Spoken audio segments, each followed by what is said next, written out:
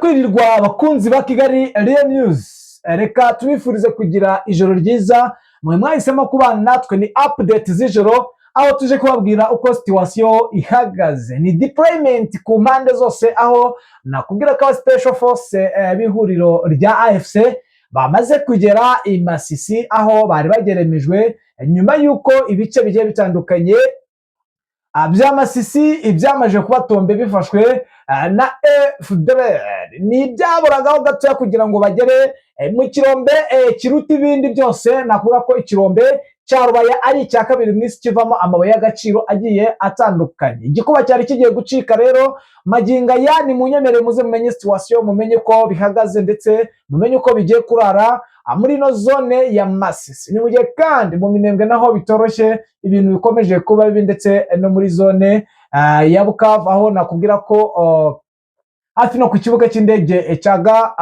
cya Kavumu naho hari imirwano ikomeye, aho bivuga ko bakomeje gusakirana hagati y'ihuriro rya AFC ndetse n'ingabo z'u Burundi, abawazarendo, abaFARDC ndetse na FDLR. Byinshi kuri ibi rero ni munyemerereho iminota mikeya tuze duhamagara umuroko Infoma atubwira uko situation ihagaze, umenye uko bihagaze. Nyemerera rero wowe ugiye kuryama mbere yuko usinzira, ni iminota mike cyane, ni updates ziba zigezweho kandi zihuta. Ubanze wumve uko biraye muri biriya bice. Nawe uri mu kazi ni ikintu bisaba gito cyane, nugukaho gatoya ukumva uko byifashe. Reka rero duhamagara umuroko Infoma, ariko mbere na mbere reka mbanze nkushimira wahisemo kubana natwe. Ikindi kandi nawe ukitwumva bwa mbere, nta kindi usabwa uretse kureba munsi ya video ugakanda subscribe.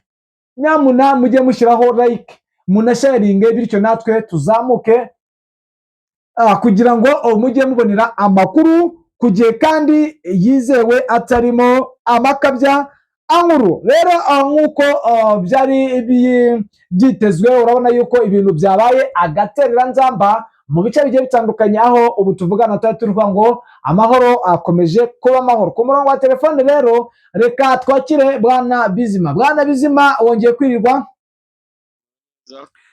Turi ku masaha y'ijoro, aho duheruka kuvugana mu masaha y'igicamunsi. Ni mu gihe muri biriya bice tuba twiteze agahenge ku itariki 18 kemejwe na perezida wa Angola, ndetse gashimangirwa na perezida wa Repubulika ya Demokarasi ya Kongo, ndetse aranabyitangariza mu biro byiwe i Kinshasa, aho yavuze ko agahenge agiye kugatanga, ariko agahenge kabaye ak'intambara, ako bivuga ko intambara ikomeje kuba isibaniro, ndetse mu bice bigiye bitandukanye bya Masisi impunzi zatangiye kuboneka. Ni mu gihe kandi no muri zone yo muri Sud Kivu bikomeje kuba bibi cyane cyane mu Minembwe.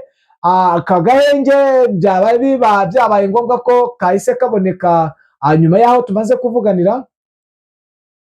Agahenge muri zice nta gahenge kahaba, nta nubwo kahigeze. Yego karavuzwe, urabizi, mu minsi itambutse, ndetse n'amatariki asa naho yanageze ku munsi byari kuba bisa naho byari kubahirizwa ziriya tariki, ahubwo urabizi neza kuri 18 ko imirwano yari ikomeye ku rwego rwo hejuru, ndetse n'umunsi wakurikiye. Ni imirwano rero muri iki gice cya Minembwe n'ubundi itagidohoka, badohoka ari uko baciwe intege cyane cyane, yenda n'ibitero bamaze iminsi bagabo, ukabona ko bitari kugera ku ntego y'icyo bashaka. Ariko ubundi ntabwo aka gace higeze habonekamo ituze na rimwe.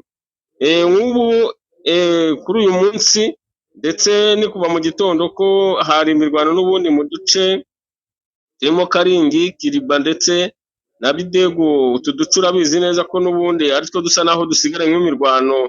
No muri iki gice cya Kwezero hasi ubona ko harimo intera kugira ngo ugere neza Kwezero, ariko ni igice ubona ko hari defense basa naho banze guhakura mu buryo bwo kugira ngo badaha ubwisanzure mu 23 na twirwaneho. Rero urabona ko ni ibitero basa n'abageragezamo gusa n'abinjira baciye muri kiriya gice cy'inyuma, basa n'abatandukanye n'iki gice bakoreshaga cyane cya Kwezero. Ubona ko hari impinduka bo bumva bashaka n'uburyo bwo gusa naho barangaza M23 na twirwaneho, kugira ngo babashe kubona ko n'ubundi ibitero bikikomeje muri iki gice. Ariko ubona ko hari ikikango baba bafite cy'uko M23 ishobora Torogani zikaba yamanuka muri kiriya gice cya Uvira igahindura ibintu byinshi cyane, kandi amaherezo ubona ko ariko bizagenda, kuko umutekano w'aka gace ka Minembwe uzaboneka neza ari uko M23 ifashe umwanzuro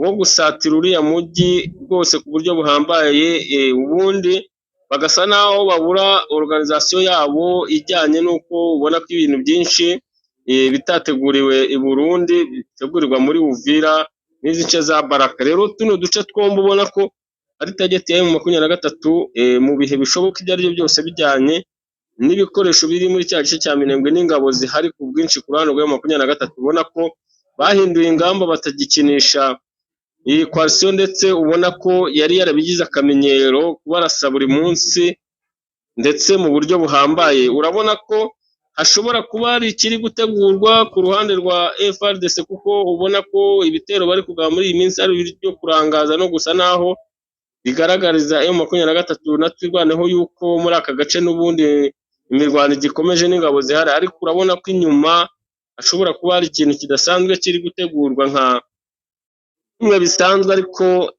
aho bihagaze ubu ngubu ku ruhande rwa M23 uburyo bahagazemo ndakeka bitazabahira, kuko bahagaze bwuma bitandukanye rwose n'indi minsi yose ishoboka, bitewe n'uburyo biyubatse ahantu, kandi ubona ko bashaka gushyiraho iherezo kuri ibi bitero bagabwaho na FARDC buri munsi. Yes, mbere yuko wenda utubwira uko situation ihagaze, ibi byuwe nyuma yuko n'ubundi batanze ikirombe, iyo mirwano ikomeye ndetse n'amaoperasiyo agiye atandukanye ari mu bice bigiye bitandukanye biri kubura. Biravuga yuko Perezida Antoine Felix Tshisekedi amaze iminsi yarakiriye wahoze ari umuhungu wa Habyarimana Kinshasa, uwo bita Jean-Luc Habyarimana, usanzwe ari n'umuhungu wa Habyarimana Juvenal wabaye perezida w'u Rwanda. Biravugwa ko kandi ari mu myiteguro yo kwakira abandi bazwi nk'ibigarasha barwanya ubutegetsi bw'u Rwanda, aba barimo Kayumba Nyamwasa wigeze kuba umugaba mukuru w'ingabo z'u Rwanda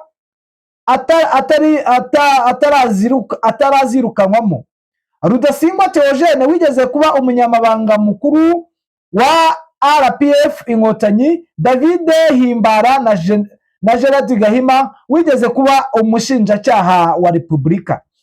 Ibi biravugwa ko n'ubundi izi operasiyo zihari, bivugwa yuko n'ubundi aba bahungu bari kugenda bazotsaho, akaba ari nayo mpamvu bivugwa ko muri teritwari ya Rucuro abahungu bari bamaze kugera muri biriya bice byo muri parike ya Virunga.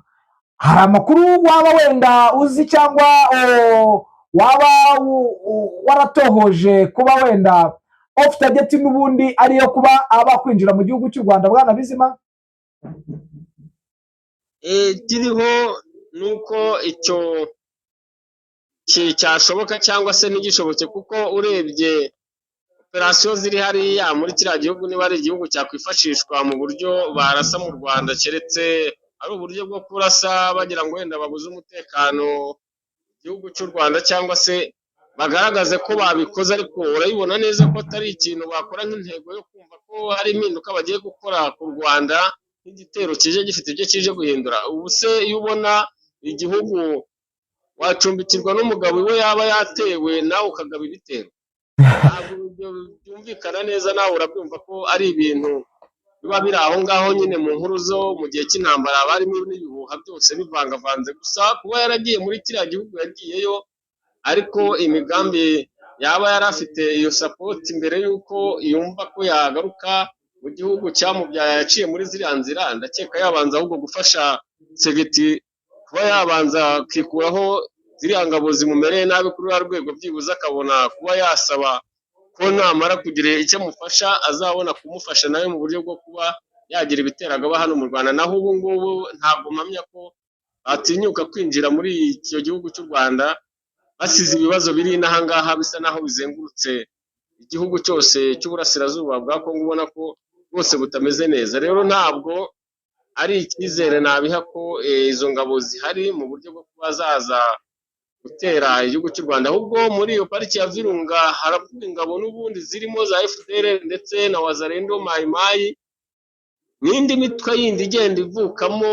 Urabizi ko hari umuntu aryama bwacya mu gitondo akaba yashinze umutwe we, abo bose barimo, ariko ni amakuru yatahuwe neza na M23 ko bari bafite gahunda bayitegura operasiyo n'ubundi bakorera muri kino gice cyerekeza n'ubundi muri kiriya kibaya, kiriya kirombe cya Rubaye, ubona ko bari babinoganije mu buryo bwo guturuka impande zose kugira ngo babashe kurushya M23 mu buryo bwo gutabara mu duce twose kandi gutanga musada bibagora, ariko bamenye amakuru yaho kare kuko operasiyo iyi ni umunsi wa gatatu imaze iri muri la Paris, kandi ni operasiyo bashyizemo imbaraga ku buryo nta muntu bashaka ko asigaramo n'umwe mu bari gutegura ibitero muri kiriya gice. Yes, biravugwa ko bwana Bizima impamvu ubona ibitero bikomeje kuba bibi cyane ari ukubera ko ihuriro rya AFC ryashyize imbaraga mu rwego rwa diplomasi, kandi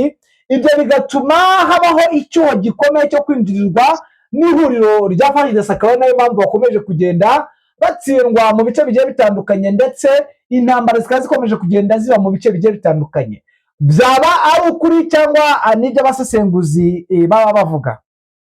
Yego, diplomasi irashoboka ko baba barayibatsindiyemo, ariko se ukagira ngo ku butaka cyangwa mu mirwano iri hariya se batsindwa gakeya. Nawe urabizi neza, uzi ibitero hari bimaze iminsi biba muri Sud Kivu, imbaraga byari bifite mu buryo buhambaye, ndetse na Nord Kivu ince za Gatoyi urabizi ko nk'isantere ya Gatoyi bayigaruriye mu buryo butanabagoye, ariko wabaza uti se abayitakaje byifashe bite? Ubu ni amakuru afatika muri kariya gace ko ubu imirwano imeze nabi, ndetse hari ingabo za Special Forces bayo nk'izijyayo mu buryo bw'ubutabazi kuri M23 ziri guhindura ibintu cyane, ubona ko bisa naho FDLR, FARDC ziriyo ndetse na Mayimayi na Wazalendo ko byabacanze bitewe n'uburyo bari kuraswa bidasanzwe n'abasirikare babigize umwuga, ubona ko bafite imyitozo iri ku rwego rwo hejuru. Rero urabona ko ntabwo gutsindwa ari muri diplomasi, ahubwo hariho hose bahatsindirwa, kuko ntabwo ingabo bari kurwana nazo ziyoboye intara ebyiri nazo zitazifashe zose, Nord Kivu na Sud Kivu, ukaba barananiwe igihugu cyose n'ingabo z'amahanga zingana kuri ibihumbi birenga mu ijana bihanganye na M23, ndetse ubona ko byabagoye cyane kugira uburyo bakwigarurira ibice bifatika bibasha kugenzura. Rero gutsindwa kwayo buri henshi cyane, ntabwo nayibonera mu buryo umwe, ahubwo nayibonera mu buryo ubwo ari bwo bwose. Yes, bwana Bizima avuga ko ihuriro rya AFC rya deployinze abasirikare benshi muri ibyo bice bya Masisi kugira ngo barebe buryo ki bahangana n'ibitero biri kuberaho. Niko situation ihagaze? Niko bimeze ubu. Nkubwira muri iki gice cya za Banatindi, Katombi, muri groupe Maximba nyine na Buhaya na Fungura, ndetse za Kasenyi, Kinigi, mu gace ka sheferi y'Abahunde, urabona ko iyi ni imirwano iri kubera muri kariya gace n'ubundi ka Gatoyi bavuga ko hari kigaruriye, ndetse n'utu duce twa Kasenyi urabizi ko mu minsi y'ejo hari higaruriwe na FARDC na FDLR muri utu duce, kuko M23 yaragiye ituvamo isa naho idahanganye bitewe n'uburyo babona coalition ingana, kandi ingabo zari zihari nke. Hahise habaho ibintu bidasanzwe cyane kuri uyu munsi, ariho ejo igicamunsi cy'ejo ingabo zaraye zisesekayo z'abakomando ku ruhande rwa M23, ndetse abasirikare benshi bafatika, kuko uyu FDLR waha baraziranye, baraturanye imyaka myinshi itambutse mu ntambara yo muri Nord Kivu, ndetse izi za Rucuro cyane cyane muri izi pariki za Virunga. Rero urabona ko ni uduce tuzwi neza, turimo kabisa n'abakomanda bayoboye aka gace nabo b'indwanyi bazi iki gice cyane. Ubona ko byanze bikunze iyi mirwano impinduka yagize kuri uyu munsi yateguwe neza ku buryo buhambaye, wumva ko mu kuraswa kuri yo rwose kuri coalition bashobewe, bibajije uburyo bari kuraswamo byabatunguye cyane, bijyanye n'uko mu munsi w'ejo basangaga uduce twivanyemo bitewe n'uko nta guhangana kwari kuriho. Babona ko nta musada M23 ishobora kubona vuba, barirara cyane mu kurwana, bakajya bashaka kwigarura uduce twinshi nk'uko M23 mu bihe byashize, mu myaka ishize byagendaga uburyo bigaruraga muri utu duce imirwano ikaze cyane. Rero byababanye umwaku cyane, kuko vuga ko utu duce bari kujya barasigwa muri ambush cyane, ndetse bari no kubatega imitego myinshi ya tekinike z'ubwenge bitewe n'uko bari kurwana n'ingabo za special force kandi zihariye imirwano, ku buryo izari zisanzwe zideployinzeyo zifite ikindi cyerekezo zerekejemo, ariko iyi mirwano bahanganyemo n'ingabo za special force kandi ubona ko byahindutse. Urabizi neza ko n'iki gice bivuga ko coalition yari yasabye umusada w'indege bitewe n'uburyo bari kuraswa cyane, ariko FRDC yabahakaniye rwose, iravuga ati icyo gice kirimo kizigenza wa M23 ntabwo twakoherezaho indege kuko afite gadi mugadinze ifite ubushobozi n'imbaraga, kuko byanze bikunze bazi ko ari mu gice cy'imirwano, ntabwo generali yapfa kwinjira mu gice nk'iki gusa ku buryo wakohereza indege ntihahurire n'ibibazo. Rero urumva ko imirwano yahinduye isura cyane, kandi urabizi neza ko M23 ntabwo igikunda agasuzuguro, ntabwo wayitwara kiriya kirombe cyagabwe kiri mu maboko yabo. Magingo aya ngaya urumva ko ibintu ntabwo byoroshye. Yes, reka tugushimire tukwifuriza ijoro ryiza Bwana Bizima. Yego, Uwiteka barinde. Namwe bakunzi bacu, reka tubifurize kugubwa neza muri iri joro, kandi Imana ikomeze ibane namwe, twihanganisha cyane abarwayi ndetse n'abari muri zone y'intambara. Ciao ciao.